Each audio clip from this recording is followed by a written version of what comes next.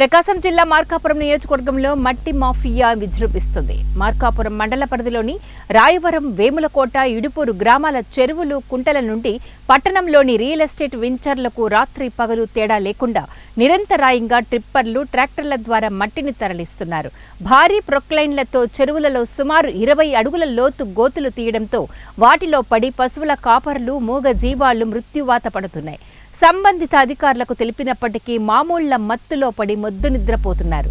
ఒక పక్క రాష్ట్ర ముఖ్యమంత్రి చంద్రబాబు నాయుడు, ఉప ముఖ్యమంత్రి పవన్ కళ్యాణ్ పర్యావరణం కాపాడడం కోసం మట్టి మాఫియాపై ఉక్కుపాదం మోపుతున్నామని చెబుతున్నప్పటికీ స్థానిక అధికారులు మిన్నకుండడంతో అధికారుల తీరుపై ప్రజలు విస్మయం వ్యక్తపరుస్తున్నారు.